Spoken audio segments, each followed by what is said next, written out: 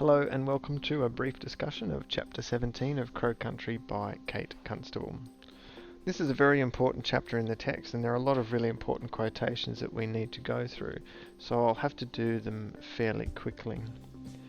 The chapter starts out with Sadie running across the road to the local shop, and it's when she arrives in this particular setting that she falls back into one of her little time slip episodes, and a lot of really important information is revealed about the relationship between the Hazards and the Mortlocks, and a big piece of the puzzle is explained with the death of Jimmy Raven. So let's get stuck straight into it, shall we?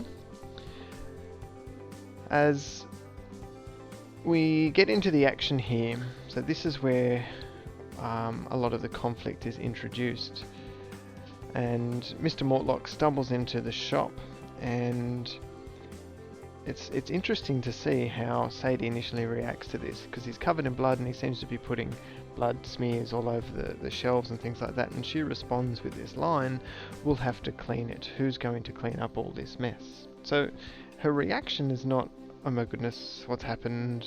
Is everyone okay?" Her reaction is about the implications on her. So it's a kind of a selfish way to respond to this circumstance here. After some questioning, Mr. Mortlock reveals that, it's not Clary who's been injured, but he needs him, and that's why he's turned up to the shop. He needs some help from Clary, his good mate, the guy that he's fought with in the war. So this really does show us the strength of their relationship, of this relationship between Clary and Gerald. And in this time of desperation, Clary is the person that Gerald turns to. Alright, let's keep going. I like this description of Mr. Mortlock here. Mr. Mortlock was slumped on the floor, a scarecrow without stuffing. And it's an interesting metaphor because it really does capture someone who is deflated and beaten, someone who's just experienced something absolutely horrible and horrific, which, as we know, Mr. Mortlock has. Let's continue. The dialogue progresses between Mr. Mortlock and Clary, and Sadie is part of this action.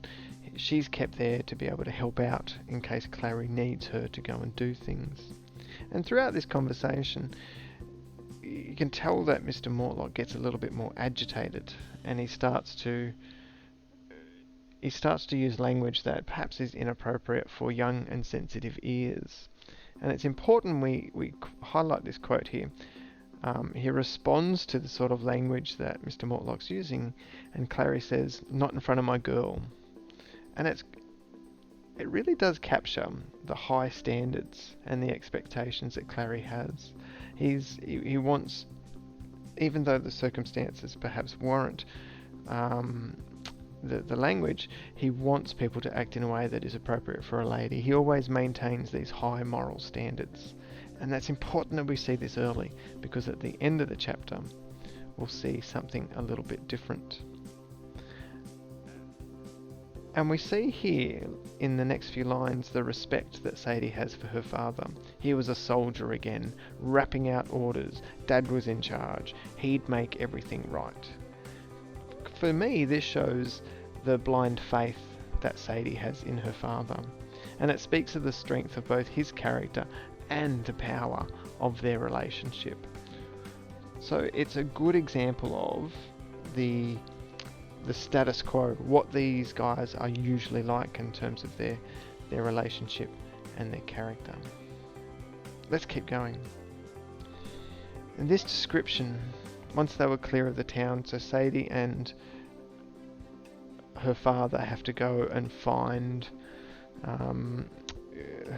they're not sure what they're going to find necessarily, but they have to go and find a way to help Mr. Mortlock, and this is what they're off doing. They're on their way to go and do that. But this description, I think, captures things nicely. The birds were shrieking their twilight chorus. The mallygums twisted their grey arms into the sky. It's a great example of personification, but it presents both the birds and the setting as something far less than favourable. It's not a beautiful and pristine environment that the setting is sometimes established as. Anyway, we'll continue. This is an important part here, this quote, and I'll just read it to you. She'd never seen the stones before, and yet, as they loomed out of the shadows, they chimed in her memory, like something she'd already knew. Now, this is one of those instances where it's kind of like deja vu. You feel like you've been there before, you feel like you've experienced this, or this is something familiar to you even though it shouldn't be.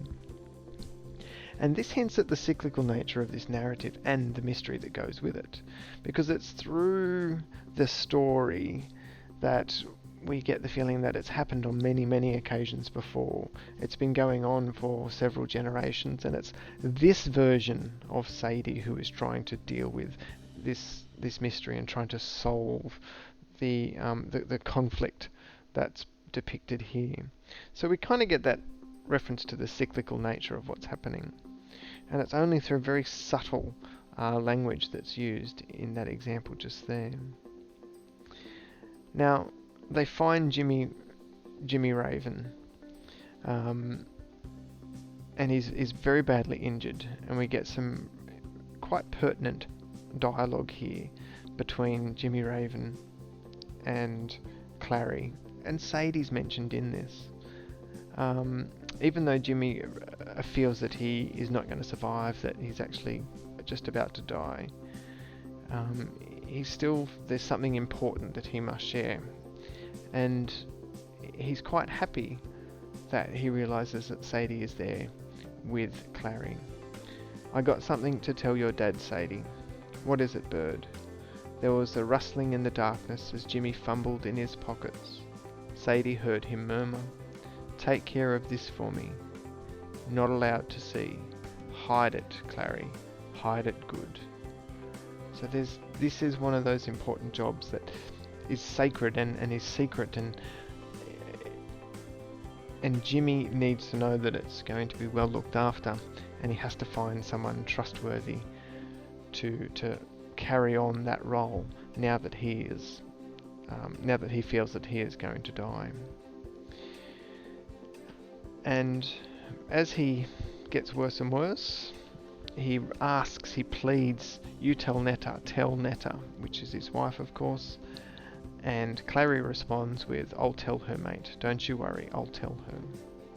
Now, I think this is an important quote because it's Clary making a promise that he doesn't keep, which is in stark contrast with the sort of character that's presented of him throughout the rest of the text. He's usually quite steadfast and firm in his beliefs.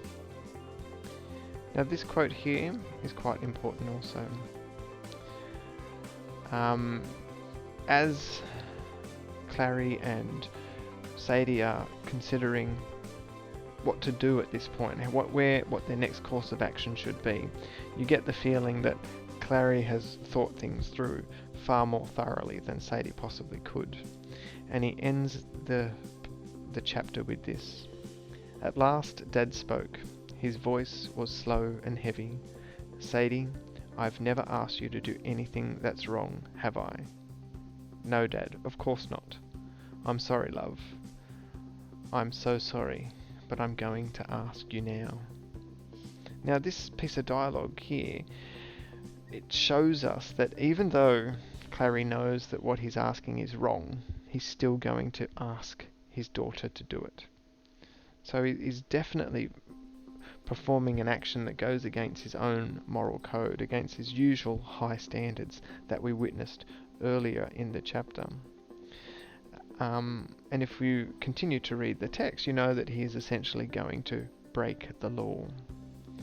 So in this instance, Clary chooses his friendship with Jerry Mortlock, over justice, and over his friendship and relationship with Jimmy Raven, essentially. So the bonds that he's forged with Jerry during their time when they fought in the war together is clearly more important to him here than doing what is right and doing what is just. So again, this is an unusual occurrence. We wouldn't expect this of Clary's character. So it leaves the audience in a state of disbelief. But it's an interesting quote, and it's surprising that he has essentially stabbed his Aboriginal friend Jimmy Raven in the back by not upholding his promises. Well, that's a short analysis and discussion of that chapter. I hope it helps. This has been an ETV production brought to you by Prendeville Catholic College.